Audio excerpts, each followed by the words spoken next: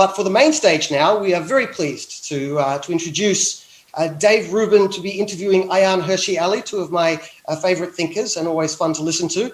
I'm not going to take up too much of your time because we want to hear as much of this as possible.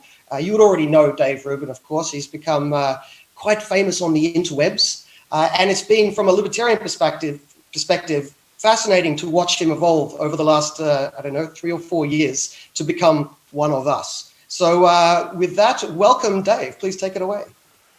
Thanks. It's good to be with you guys. I am one of you, for better or worse. We'll find out. Yes, I actually am one of you guys. And by one of you guys, I would say a liberty-minded person. You know, I like to describe myself as a classical liberal, which I'm sure everyone watching this stream has a good sense of what that is. You know, I always talk about there's sort of two main things that you need to believe in to be a classical liberal, which, by the way, I think most people in free Western societies are. You have to believe in individual rights, of course, meaning that every member of a free society, as long as you're there legally, then you should have the same laws as anyone else, live under the same laws as anyone else, regardless of skin color, sexuality, gender, or any other immutable characteristic, or even national origin or anything else. We should all be treated equally under the law. And then I believe in basically the light touch of government, sort of laissez-faire economics, that, you know, we want markets and competition to rule the day as much as possible, and a light touch of government to do some of the things that kind of keep the wheels on the train here, so to speak. That really is the summation of what I believe in, the ideas that I've tried to bring forward on YouTube. And you know, apparently they were needed here in America because as you guys know, whether you're in America right now, or you're watching in Australia, or wherever you're watching all over the world, you know, we're living in this really bizarre time that everyone's having trouble defining. There seems to be this giant collectivist wave taking over everything. And you know, the ideas of collectivism, that we should somehow be whittled down to just the way we look, or just what our sexuality or gender is. These are the time-tested, awful ideas that have killed people. You know, that we should judge people based on the color of their skin, judge people based on their religion or these other things. And yet somehow they seem to be the trendy ideas of the day. And, you know, just briefly before I get to Ayaan, you know, one of the things that happened to me, I was a lefty. I bought into all of those ideas. I was a progressive. I was a Bernie supporter, believe it or not. You can find videos of me. I'm not proud, but they exist. You know, of me supporting Bernie Sanders, believe it or not. I watch them and I wonder who snatched my body. But, you know, the thing is that these ideas, these collectivist ideas, these big government ideas, the idea that the system can somehow make everything right, that the government can lead you to utopia, are the most dangerous ideas that there are. And I think most of the people watching this, and really I think the purpose of the Friedman conference and why I wanted to do it, is that most of us realize that the best way to have human flourishing is always to limit the power that's above us. And by limiting that power and keeping that power at bay, you enable people to live the way they want to live. And by the way, that's a little bit messy, right? Your neighbor may want to live in a way that you're not thrilled with, and you may believe something different than your cousin and your brother and everything else. I mean, we see this with everyone fighting on Facebook all day, but that actually is the beauty of freedom. And when people come in with these sort of big government answers to say, oh, no, if we only had all of these laws and all of these perfect systems so that you would live properly, I think what happens to young people is they suddenly go, oh, that sounds right. And that's why these ideas proliferate the way they do. And unfortunately, what we're seeing right now is the fruits of that, where we have an entire young generation right now that somehow seems to think that socialism or communism or Marxism, that these are cool ideas. But the reason that I'm enthused about the world, truly, despite all of the craziness right now between corona lockdowns and protests and everything else, is that the silver lining that I see is that I get email every day, and my Twitter is blown up every day, and all the other ways people can reach me, from people who are finally waking up. And they're going, this is not right. You know, I thought it was all right. I thought the government was just supposed to do everything. I thought that the left had all the answers. They were the good guys. And, all you conservatives and right-leaning people and libertarians, I thought you were all bigots and racists and homophobes. And this is what the kids call the red pill. Once you sort of wake up and see the world as it is, not as you want it to be, well, then you have an incredible opportunity to build bridges and I think change the world in immeasurable ways. And I think that is probably the perfect way to segue to our guest here, because Ayaan Hirsi Ali is really the embodiment of what fighting for what you believe in is all about. She has an incredible story. Ayaan, I could give your whole bio, but I've interviewed you so many times, and I think most people know your bio, and you're probably tired of talking about your bio, but you're a human rights activist, originally from Somalia. You've lived an extraordinary life of being on the front lines of what it means to fight for freedom, and you've had friends killed. Theo Van Gogh, who was killed, and the jihadists posted a note on his body that they were coming for you next. You've made it to America, where now you fight relentlessly for freedom and all of those things. I don't want to make you blush here, but you are the reason, I think, that or you're not the reason. You are the example that so many people need these days of why you should fight for what you believe in. So that's where we should start here. What is it that has got you here, that gave you the juice to still fight for what you believe in, when we live in a time where so many people are afraid to say what they think? Well, David, thank you so very, very much for this introduction. I'm just thrilled to be with you. And Friedman conference, let me just start with that. And then I don't know if, let's do some sound check. Can you all hear me? We can all hear you. At least I can hear you. Okay, fantastic. In your introduction, you mentioned a difference between the world as it is versus the world as it should be. And I'm a classical liberal. And I'm proud of the fact that as a classical liberal, you start with working with the world as it is. And then you talk about the world as it should be. And I was born and raised in an environment where the world around me was, you had no choice but to accept it as it was. I was born in Somalia. I grew up in places like Saudi Arabia and Ethiopia and Kenya. We had man-made epidemics. We had diseases, viruses. I was growing up, there was malaria, smallpox, chickenpox, measles, hepatitis, had a bunch of those. I grew up in an environment where we're totally, utterly comfortable with talking about death, because children died, parents died, young people died, old people died, and that was the world as it is. And trying to conform it, trying to make the world bend to you. And that's something that in my context, it came with the white man. And the white man came with books, and through books and through stories. Oh, they used to colonize us, and they told us to do this, and they told us to do that. And so I have this background where when I look at what we're going through today, I say, wait, don't throw the baby with the bathwater. You want to talk about racism? Fine. Remember, once upon a time in Africa, we talked about decolonization. We threw out the white man, but then we got our own local oppressions. Hey, the white guy comes in maybe the shape of Bill Gates. Let's get a vaccine to get rid of polio. Let's talk about malaria. Instead of talking about race, instead of talking about what divides us, why don't we talk about our common humanity and what we have achieved as common human beings? But to say that is not to negate that there is a racial problem. or that there is, homosexuals have been excluded and exploited, that women have been excluded and exploited. And this goes on to this day. Let's talk about all of those issues.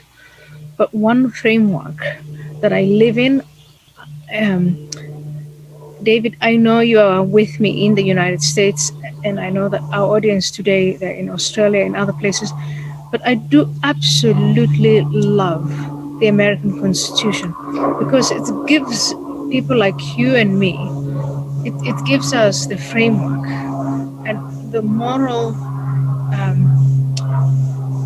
what is the word? It gives us the moral language to say, if the Constitution declares that we are free and we are born equal, well, what about these inequalities? And it does make me very, very angry when people say the American system is one of systemic racism. Let's get rid of it. Let's dismantle it. And so here we are today. Um, People like me, I want to point out people like Ilhan Omar, we fled our own man made, homemade anarchies and oppressions and disruptions. We flee, we come to a place like America, and we want to turn it into Mogadishu. Do you think that it is almost a disease of the West that we could live in such extraordinary freedom, extraordinary affluence, all of the wonderful things that capitalism, that freedom have provided? And this is not just from an American perspective. We absolutely can talk about this from an Australian perspective, UK, et cetera, that the West has become so successful in a certain way and freed so many people that in a certain sense is our weakness right now. And that is what the Ilhan Omars, the Marxists, the communists, the collectivists, that's what they're using against us, that we don't have major problems to solve, say systemic racism, which doesn't really exist, meaning it's built into the American system. It's not. So they try to find it everywhere to use against us. So I think racism exists. Well, racism, of course, there are always going to be racists. We know this. We have racists in the United States of America. We have sexists. We have people who exclude other human beings on grounds of race, gender, class, you name it. It's part of the human fabric. What bothers me is to say that our system, the foundational principles and institutions and culture of America is irredeemable. It is so racist, it's so bad that we have to completely throw it out, defund the police, throw out the rule of law. It's that sort of, that dramatic, revolutionary mood. I think that's absolutely wrong. And what you and I are talking about, I think, to our audience tonight, and hopefully, I hope we stand up to these people, is to say, wait a second, we do want to address the problems we have. And if you think that this problem should be, let's take race relations, that should be a priority, let's go for it. Let's address that. But we're going to do it within the system. We're not going to dismantle the system.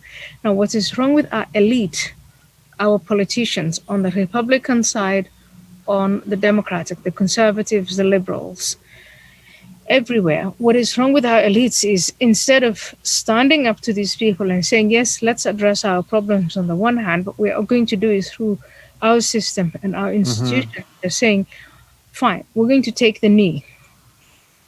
We're going to do these, bizarre things like is symbols, Black Lives Matter is now going to speak for all of us. You can't say anything to an organization like Black Lives Matter. And we find ourselves, and this is not just the United States of America. I've seen it in the UK. I've seen it in other European countries. You take an issue, it's a serious issue. Take climate change or transgender or women's rights. And you see people form a cult around it. and then they present you with a perspective. And if you don't take that perspective, you're blaspheming. Can you talk a little bit of, yeah, Cultish. Yeah. well, can you talk a little bit about the cult of fear that they use once that cult, as you described it, once that has formed, the cult of fear, because you come from a way of life that was very based around fear. You could not speak up and say what you want. You couldn't marry who you wanted to marry, et cetera, et cetera. And I think that if even for our Australian audience right now, there are a lot of good people who are just average people who maybe aren't even particularly political, but have very middle of the road beliefs. And they're afraid to post what they want on Facebook or on Twitter or anywhere else because the mob is going to come for them. Can you talk about just how the fear factor in many ways is actually the fuel that they're using against us? Precisely. And I'm so glad you bring this up, because I want to say to you, I was raised in a society that was grounded in fear. And then I fled and I came to the Netherlands, a society that's grounded in freedom and maybe pseudo fear. Because, I mean, it's a very conformist nation. Then I came to America, and America was this, oh my God, it's all about freedom. And I've been to Australia many times, and Australians are, in fact, in some ways, even though it's a smaller society, it's a society that's much more about seeking freedom Mm-hmm. than submitting to fear. And so you have this fear versus freedom. And when it comes to discussing issues that are really important and affect everyone, what you're seeking is to be in an environment where you can get all perspectives. You can get all good faith people to come in and talk about the issues of our day: climate, gender, immigration, uh, our world as it is, and what could we do to move things on and make things better. Now, when I was raised in Somalia, Saudi Arabia, as a Muslim child, um, one thing I understood was fear. You are not going to do anything if you understand the consequences, and the consequences would be that you would be punished. You'd be punished so bad, you could be killed. And so people just shut up and put up. Mm-hmm. And so coming into the free society, it was such a breath of fresh air. For me, it was to say, oh, we don't do that. You're an individual. If you think you have something to say it, write it, express it, put it in a movie. We appreciate it. We love it. And having been here for about 24, 25 years, I'm thinking, with these woke people, with what we are seeing today, people are being shut up. We're developing a society of fear. Not fear the way I see the fear that I knew was, we'll cut off your head. Mm-hmm. But here's, we'll take your job away. We'll mount a campaign of ostracism. You'll never be invited anywhere again. You're a racist. You're transphobic. You're a climate denier. You're xenophobic. And so people just tend to shut up. Are you shocked the way this thing has just exploded over the last, it really seemed, well, really in an American perspective, although I guess worldwide as well, the George Floyd incident, the murder, basically that exploded this thing. But now it seems to be completely running out of control in a million other ways. So like, the monuments being torn down everywhere and schools changing their names and watching. It seems to me that we are watching and in the process of watching every single one of our liberal institutions crumble. And you started this by saying that you also identify as a classical liberal. Do you think that there's a weakness actually in liberalism that the lefties, the Marxists, the Black Lives Matter movement, do you think that they saw a weakness and that is how they got into the system? I think the weakness of classical liberals is to stay silent. The great classical liberals in their day, when they were faced with the forces of censorship and illiberalism, they were not silent.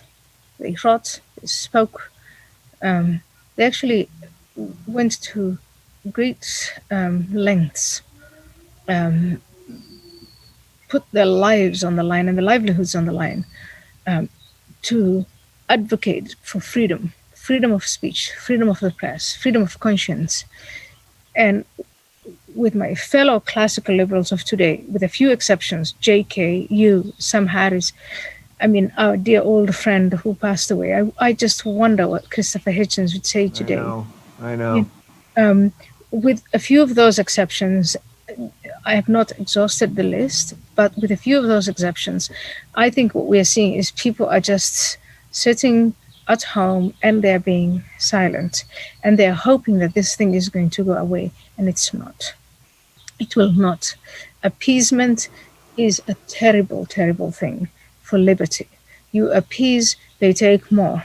You say, you can have this statue, but then they come for the next one. You say, you can have this book, but then they come for the next one. You sacrifice this individual, but then they come for the next one. You give them this institution, but they come for, they want total. That's why they're called totalitarians. Mm-hmm. And I think it is good people saying nothing and staying by and being silent. That's what's bringing our societies and our civilization down. It is not the fringe extremists. I still think of them as a minority. It's not them, it's us being silent. Do you fear that the more that we're all silent, that ultimately what that will lead to is a backlash that will actually be racist?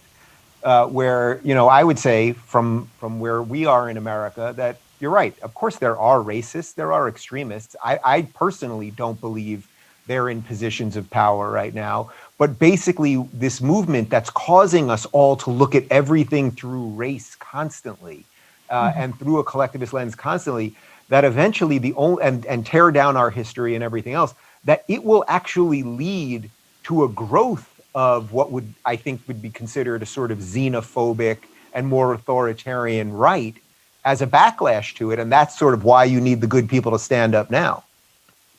It's one reason why you want good people to stand up, but it's a better reason. It's a good reason. It's a good reason. So, you know, you have, there's going to be a backlash, and some people in the center might think, well, I might as well be, if they keep calling me a racist, why not just be a racist then? And maybe that's even their goal.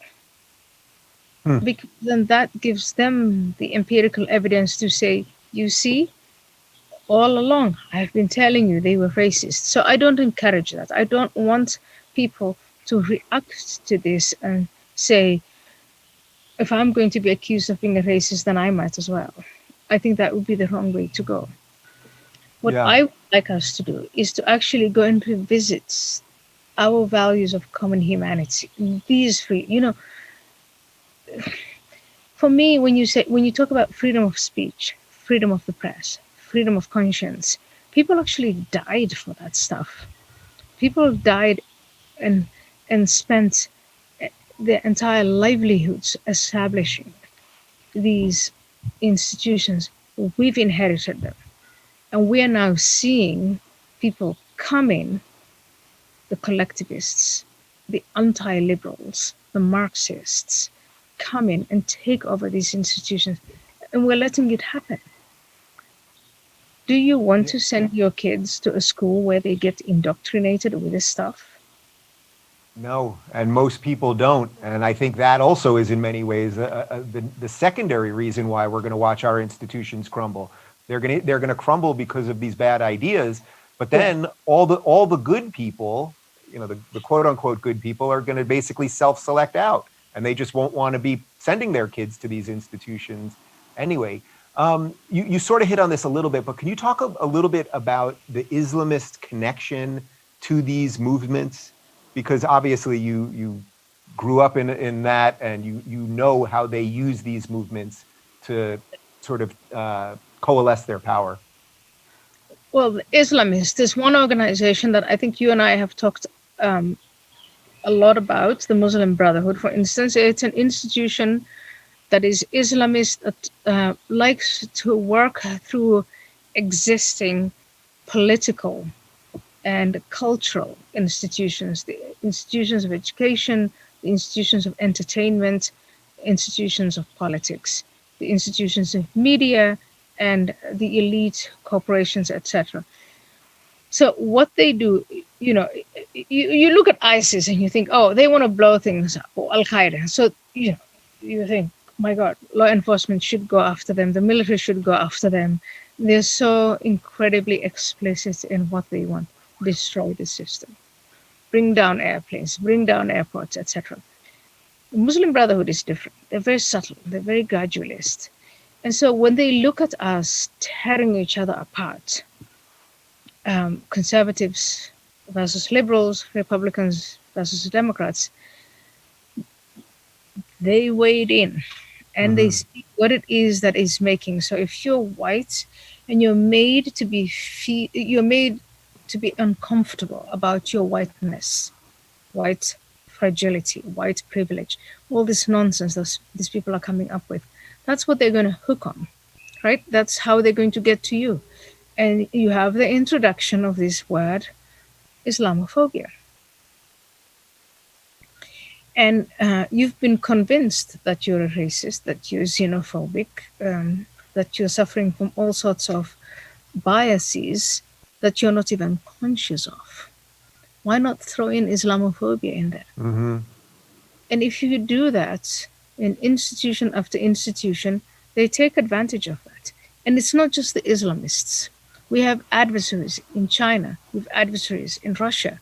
Then it becomes very easy for our civilization and the institutions of our civilization to be compromised, not on a military level, not on a political level, but on a cultural level, because of what we are told about ourselves and the way we are divided.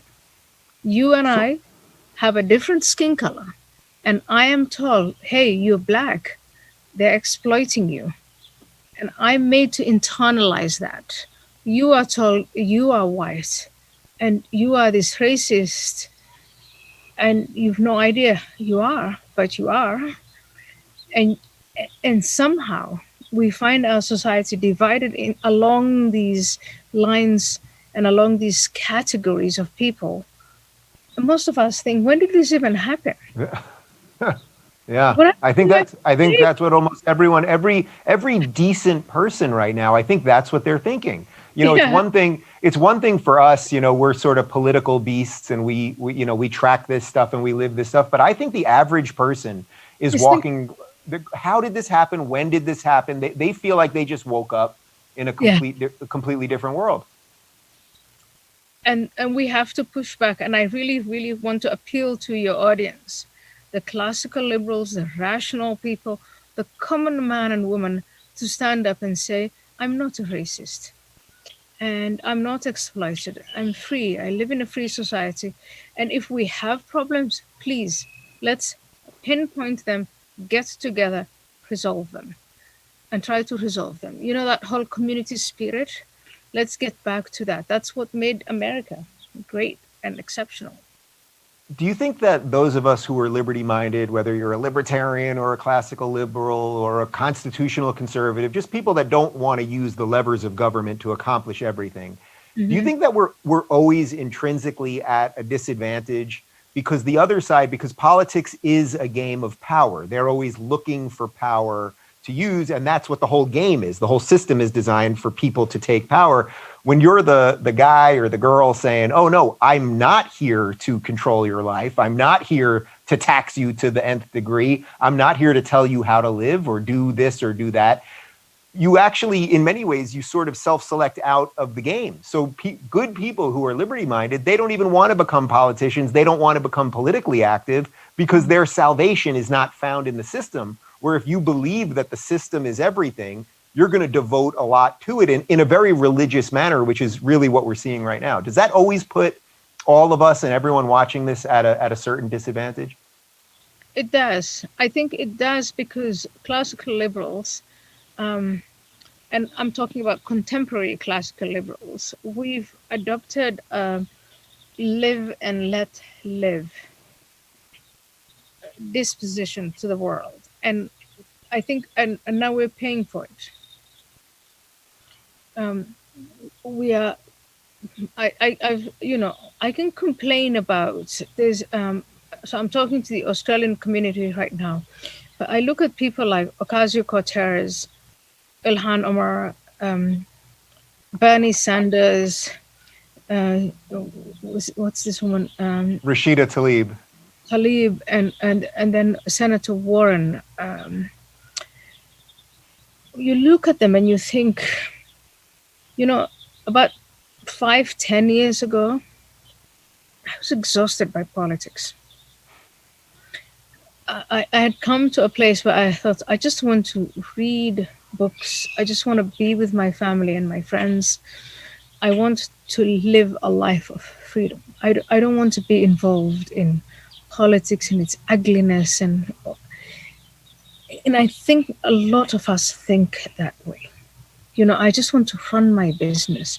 I just want to look after my children. I just want to do what is right. I want to look after my community. I don't want to associate with these other people. And then before we know it, we find ourselves living in counties and states and nation states where they're running our lives because we let it go. And so I'm ashamed to say, perhaps we must start running for office and need to get involved in how our countries and our societies are run. Yeah, well, we That's better. We have no choice, right? we have no choice. I mean, you need to get involved in what your kids are being taught at school. What books are they reading? Who's teaching them? Who's involved in teacher training college programs? What is going on? We don't do that because we live in a republic. We live in a democracy. We have the freedom to think. I even took up gardening, for heaven's sake. Yeah. Me too. In the middle of Corona, I've got a nice garden outside now. Right. And now I think we're being torn out of that, and we're being told, no, you can't give yourself that break, because if you do that, you're giving the levers of power to the wrong people. And unfortunately, we all need to wake up. We all need to get involved. I hate to talk like them. I sound like them right now. They've pushed you to the point of sounding like them. But that is the bizarre situation. I know your whole worldview is not wrapped up in politics. You have a much wider philosophical worldview. And yet the problems that we have right now are these deep political problems that are taking a bunch of people who in a certain way, don't care about politics and going, you better get involved now because it's coming for you. You may not be interested in it, but it is interested in you. It's interested in you. Go to the website of Black Lives Matter and see what it is that they're advocating. And you'll be stunned to find out that it has nothing to do with Black lives. No, they actually talk about destroying the nuclear family. Destroying the nuclear family, destroying our economic system, destroying our political system, destroying it. It has nothing. You'll be stunned. It has nothing to do with the police or Black lives, or that was the hook for them. But they're into something else. You read someone like the guy I sent you, Schellenberger, Mike Schellenberger, yeah. Michael Schellenberger. He was there for what did he say? 2-3 decades, environmentalist, climate. He wants to tell us now what he has found, and he's being shut down from everywhere. Everybody needs to wake up to this sort of thing. You need to be able to come back into the arena and say, if we really do want to maintain free societies, then free people have to be involved in it. And one thing I want to leave you all with is, please be involved in how your children are being educated, or rather indoctrinated. Because you have to be. Remember, as human beings, what we have, it's nothing. It's our children. Yeah. You know, Children. I could ask you questions all day long, but I feel like we should get to some of the audience questions here because we've done this before, and I want to be fair to the people who are joining us here for the Friedman conference. Oh, this is interesting. Ayaan, given your background in the Netherlands, what do you think of the chance that an exit with the Dutch leaving the EU is possible? I haven't even heard that being discussed. Is that something being discussed, or is that just a wishful thinking by our Dutch viewer? Look, I don't know about an exit, but I followed absolutely everything I could find about Brexit. And the arguments that the Brexiteers were making were not, they didn't want hostile to the idea of an ever closer union. It was about, we all have come to, it took people in Europe a long time to come to the conclusion we govern ourselves, the people govern. And so if you keep saying things are going to Brussels, you can't make your own decisions about what happens in your own backyard, what happens to your fishing waters, what happens to your immigration situation, what happens to your legal system. People do get dissatisfied. So I'm not surprised that people are talking about an exit or Brexit or exit or whatever. But it's sad because you would say, I wish, let me tell you, any European member of the EU, I wish that this organization had developed in the way that the United States had developed, where you would give all the different states, nation states, complete decentralized decision-making powers, and make these institutions be a part of them. Are they having that conversation? It doesn't surprise me in the least. Yeah, no, it doesn't surprise me either. You hit on this a little bit, but maybe we should go a little further because I think this is the issue of the day. It says Andrew Breitbart used to say that politics is downstream of culture. Is identity politics a political problem or a cultural problem first and foremost? You talked a little bit about the cultural aspect and how they're using our own culture against us. For people, though, that are more of the policy people that like to talk about policy, are they missing what the real issue is and that it really is just a cultural issue, meaning the books we read and the TV shows we watch and the movies we consume and the stuff we're watching on Netflix and everything else? As a classical liberal, I belong to the group who says politics is a product of culture. Politics is a product of culture because it's what we teach our children. It's our information sources. It's our entertainment sources. If collectively we come to conclusion on culture, then that translates into politics. And that's exactly what we were talking about earlier on. If you have a culture of fear, that will translate into politics of fear. And right now we have a culture of fear. People in our education system, teachers, professors, mentors, they're terrified of saying what they want to say, teach what they think they might want to teach, publishing houses, they're terrified. And then you have Hollywood.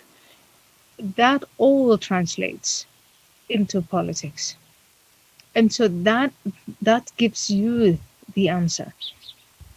That's what makes a nation like a superpower, the United States of America. That's what makes it vulnerable. That's our Achilles heel.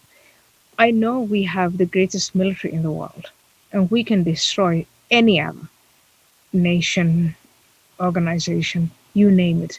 But it's our culture.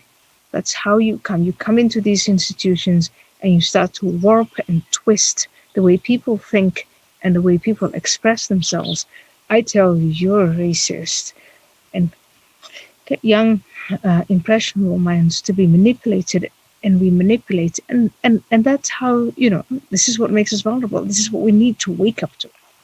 Yeah. Do you think that that's oddly Trump's greatest skill, is that he understood somehow that this was a cultural thing and not a political thing? So he came in reality TV star, bigger than life personality, whatever you want to say about him positively or negatively, the hair and he's orange and the whole thing. But he understood that the culture part was what he was going to fight, which then you can do, excuse me, then you can do some of the political things you want to do. What I was always saying during the election was, people wanted a panther in a china shop. They wanted some things to be broken, but then for the panther to just walk out and close the door. But there's no metaphor panther in a china shop. You get a bull in a china shop. Do you think he just gets the culture thing for some reason in a way that maybe Republicans haven't or conservatives haven't before? I don't know.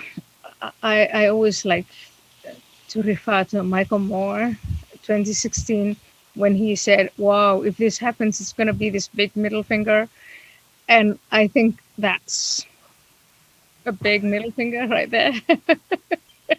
We got the middle finger. We got the middle finger. But it's not. I also think it's how we react to it, because if we react to it, Republicans, Democrats, conservatives, liberals, if we react to it, oh yeah, okay, this is like a one-off thing, it's just going to pass, in 2020 we'll go back to normal.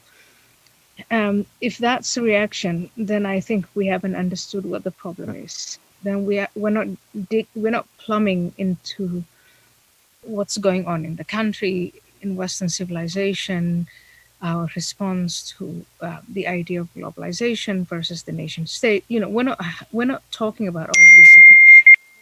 We're going to have, I think the crisis will carry on, but I hope that we will. I hope that I talk to enough people, David, who say to me, we're talking. It's not about Trump. It's about our nation. It's about our civilization. It's about our humanity. Yeah, I mean, for all of us, it's like whether you grew up in Somalia or you grew up in Australia or you grew up in China or you grew up in Canada, almost in every situation, all of us come from ancestors who had it so much worse than us, and that we sit here and think that we have it the worst, or we're the ones that have to burn down the system, is just such a scary and dangerous thing. And the loudest. Okay, go on. So this is interesting because we haven't quite touched on this yet. As opposed to defund the police, is there anything that you would do that would reform the system of policing if you believe the system needs reforming? Well, in the US, we have 900,000 police force. That's how strong it is. That's huge. And then we also have a system where every state has got its own rules. Of course, I would say, let's be possible. Let me say, I have a great deal of respect for the police. I've been protected by the police. I don't know if your audience knows this or not, but I've been threatened for a long time, at least since 2000, and I even forget. It's that long ago. Yeah. For a long time, I've been protected by people in uniform. And so I have huge respect for them. And I know that they're ethical. I know that they're doing absolutely their best. There are a few bad apples. There are rules of what to do when misconduct happens. Could we improve on that? Yes, absolutely. The unions, I've been listening to a lot of people talk to me about police unions. Hey, if I'm the mother of a policeman or the wife of a policeman, I would want a union or some organization, some institution to protect them. Let's be honest about that. How else are you going to find men and women to serve this way if they're going to be marched to hell if they make a mistake, or in fact, if they're accused of something they didn't do right? So let's get all of that out there. And then along comes, we live in societies where police are now being called to address issues that they should not be addressing. Mental health, for instance. The homeless people, you know where you live, and where I live. Yeah. So I kind of think we've overburdened the police. When I lived in Holland and I talked about women's issues, domestic violence, my best friends were the police, but they were always helpless. They would throw their hands up in the air and say, well, I've been called to this household. This woman has been battered, but I can't do anything because the law doesn't let me do anything. Mm-hmm. So things are more complex than you think. And I think demonizing the police, let alone defunding them, is a path to hell. It's a path to dismantling the rule of law, and I'm against it. And 72% of Black people who were polled, it was a Monmouth poll in the Pennsylvania area, they're against it. People who depend on the police, they don't want the police to be defunded. The police on their side. Yeah, one or two people there. Well, in every city right now, every city across the United States. It should not have happened. Yeah, and we're seeing that, by the way. Every city across the United States that's defunding the police or cutting police officers. Well, first off, they're getting tons of suddenly retiring police. Oh, I don't know. Yeah, just this week, New York had to put a cap on the amount of retiring police officers because they're just putting their hands up and saying, we just can't be part of this anymore. And New York City had more shootings last week than I think in 2 decades or something. We've only got about 3 minutes left. Shootings, most of them are Black people. Yeah, exactly. All right, so we've got about 3 minutes left. You know what? I'm only going to do one more because I think this is the right question to end on here. Some people see racism and sexism everywhere in Western democracies when there's no personal cost to the person pointing the finger. But the same people are quiet when it comes to these issues in Islamic societies. And then here's really the question that I think sums up everything. How important is it to be brave like you have been? And what can we do to be more brave? I don't know if I'm being brave. I think I'm just stating the obvious. I've lived in all of these different countries. I know what it is not to have the freedoms that I enjoy here.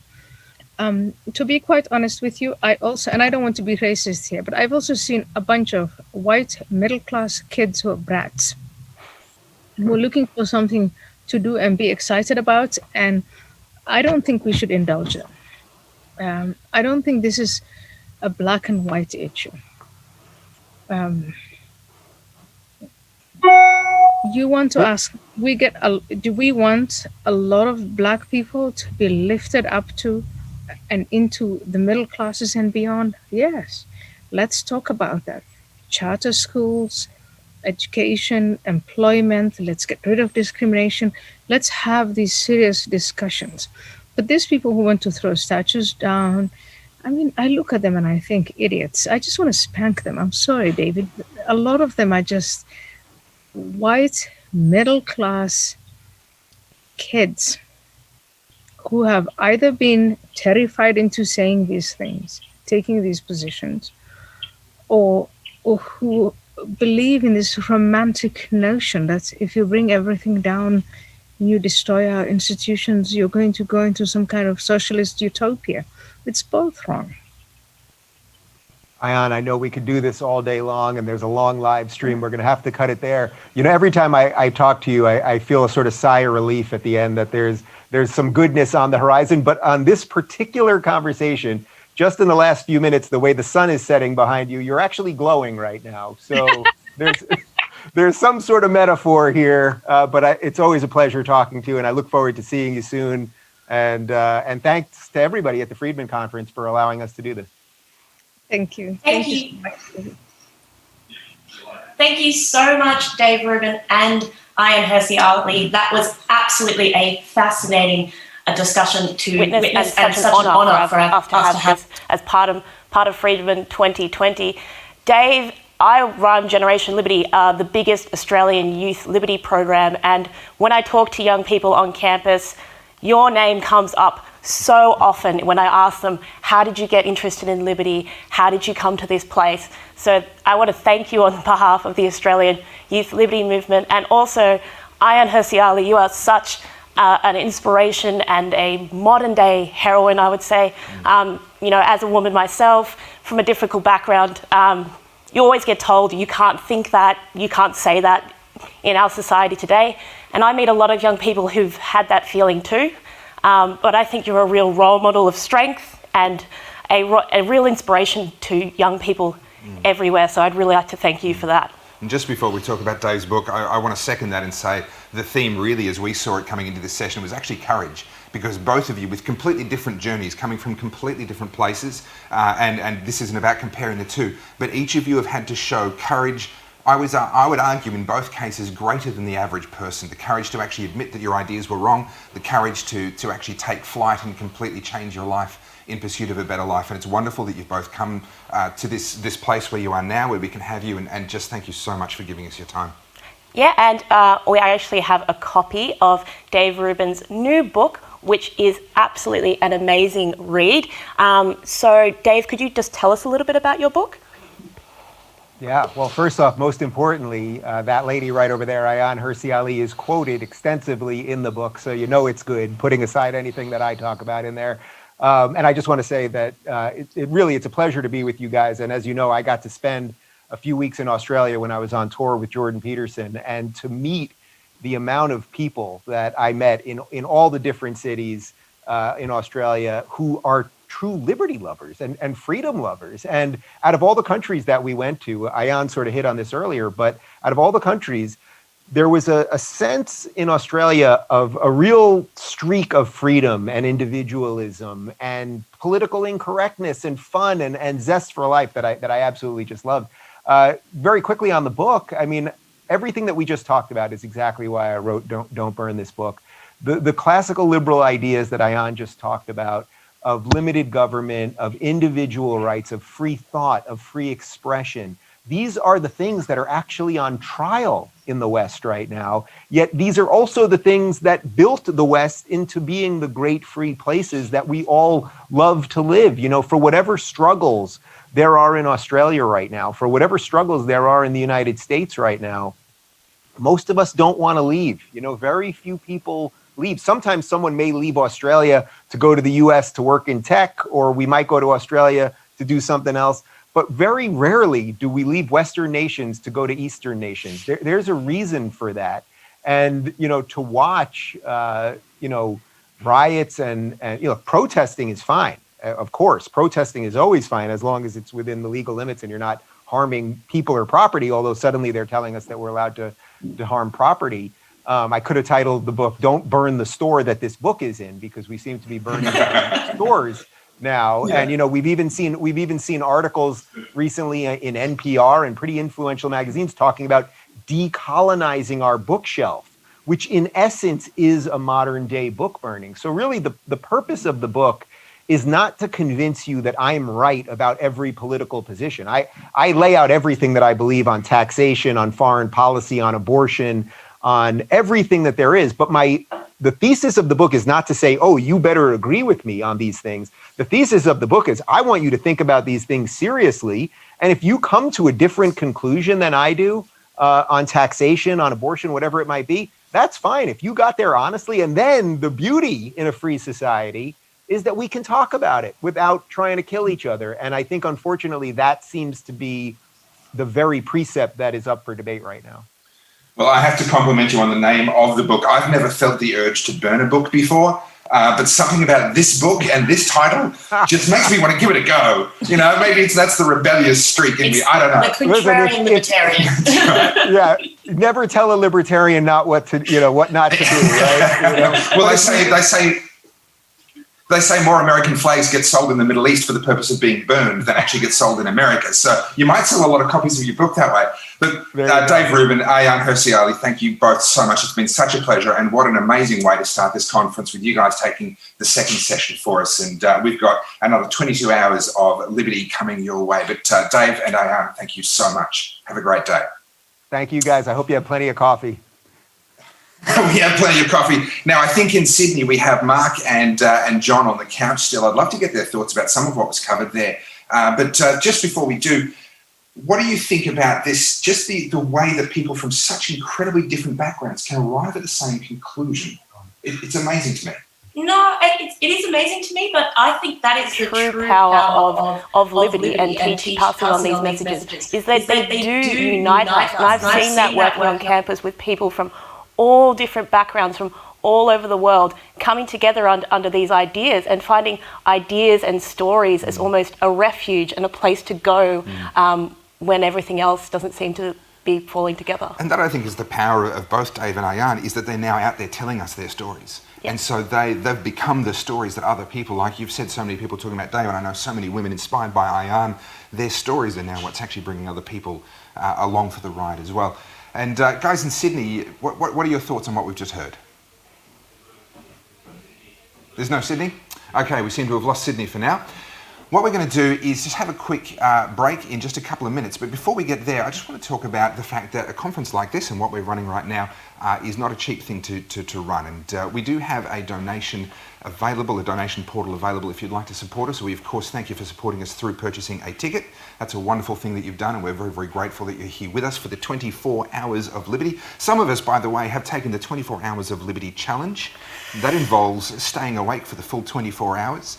I am attempting to do that, but look, honestly, I struggle to stay awake for 12 hours. When you get it, is there a special certificate and a T-shirt? Honestly, I don't know, and I don't know why I'm doing it. It seemed like a good idea at the time. I think the main reason to do it is bragging rights. Probably. Mainly. Probably. I mean, ego is probably one of the great driving forces for mankind. Are you a real libertarian if you don't stay up for 24 hours? If you don't stay up for 24 hours, you're not a real libertarian.